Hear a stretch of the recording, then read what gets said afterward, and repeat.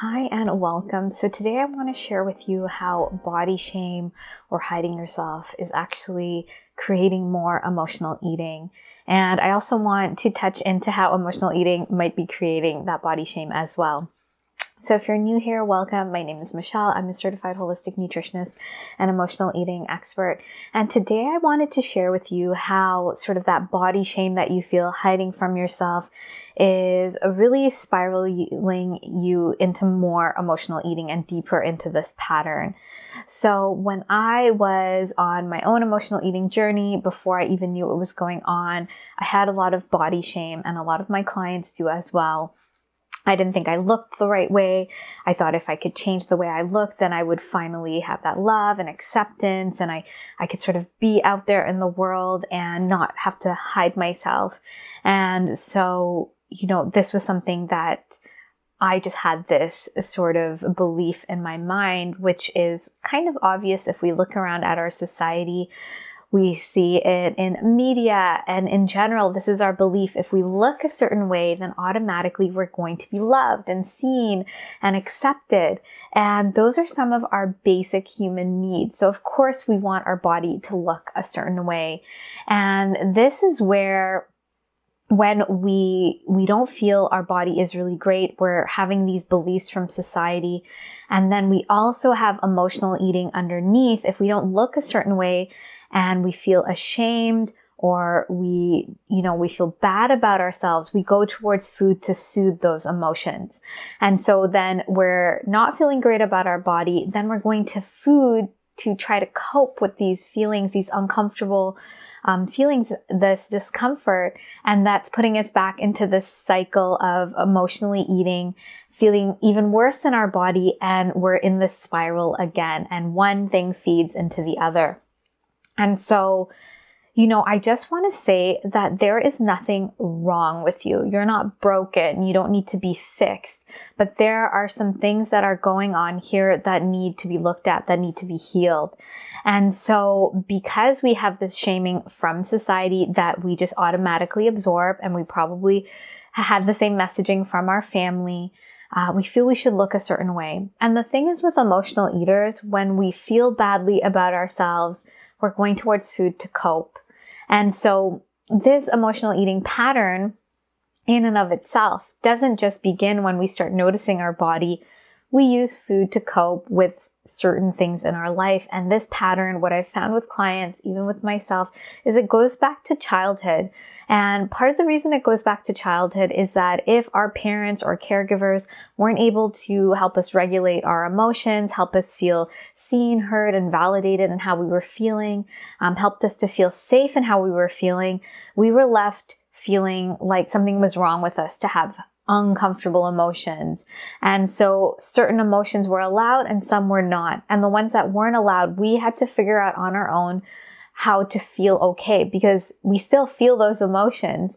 And for us, as emotional eaters, the best way was with food. Food soothes us. When we eat food, it does create a feel-good response in the body. It's not getting rid of the emotion. It's just sort of distracting us.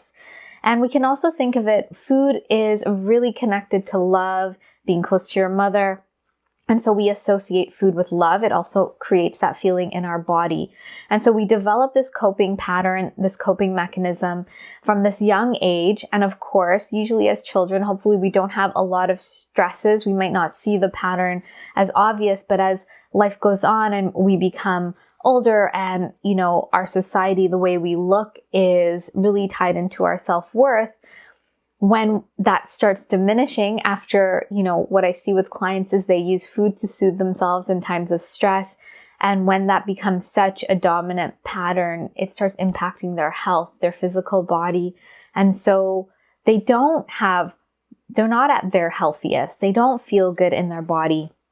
But then when they don't feel good, they go to the food, and then they don't feel good with the food, and then they shame themselves, and it's this cycle. And then they start hiding from the world. They start hiding from others. They start hiding from social gatherings. They start hiding from their partners, and they don't want to connect. They don't want to feel, they don't want to be seen, because they personally are judging themselves. They're not accepting themselves.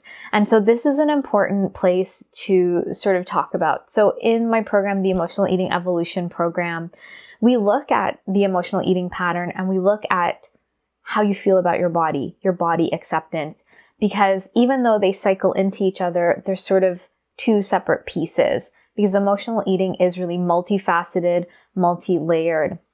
And so because we have this shame around our body that we, sort of absorb from society, we also don't feel great in our body. We need to look at this as multiple levels. And so we need to start feeling good internally in our body with how we're nourishing ourselves.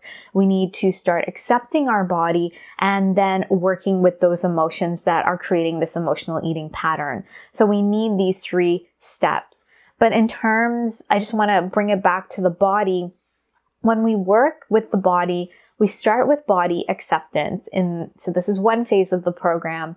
And when we work with body acceptance, we're really looking at coming back to a neutrality about the body as a starting point. Doesn't mean we like or love our body. We're learning to appreciate our body more and more. And when we feel more neutral, then we can use this as a ground to create transformation.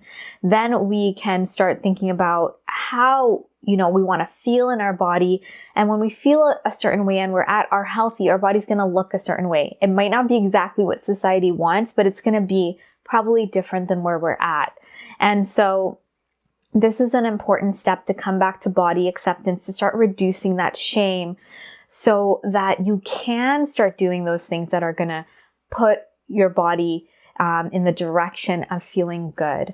And so this is one phase of the program, and part of that feeling good in the body is truly nourishing the body and optimizing digestion. That's going to help feeling good in the body. It's going to reduce binging as an emotional eater.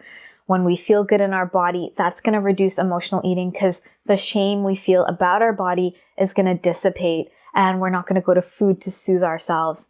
And then when we add in the emotional wellness piece, and so the modality I love to use with clients is somatic meditations with psychotherapy tools. We're doing inner child work, parts work. We're just going deeper into the root cause of this pattern and resistance and blocks. And this will help get into the real roots of that emotional eating pattern of using food to soothe. And then we can start relearning a new way of nourishing ourselves and being with our body. And all of this together is going to make us physically feel good in our body as we sort of, detach from how we look. And it's not to say you're going to not like the way you look. It's just that right now you're in such a shame spiral with it that you just feel contracted and there's no movement. There's no movement forward. You're sort of stagnant. So we need to sort of look at this. Again, emotional eating is multifaceted on these different layers, and body acceptance is one key piece in this process. And so, as you're sort of seeing that you're hiding and you don't want to be seen, you're sort of stuck in the pattern. And so there is hope and possibility to move out of your emotional eating, to resolve it. I've done it and my clients have done it, and it is a step-by-step process as we move through these different layers of emotional eating.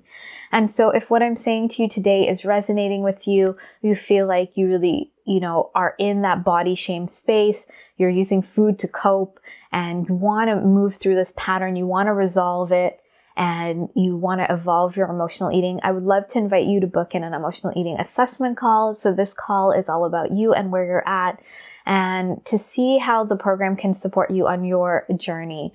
So I'd love to invite you to book in that call. You can also learn a bit more about the program. I'll post a link below. So I just want to say thank you so much for watching. And if you have any questions about today's topic, please let me know below. And please be sure to like and subscribe if you haven't. And I look forward to sharing more with you. And I hope you have a great day.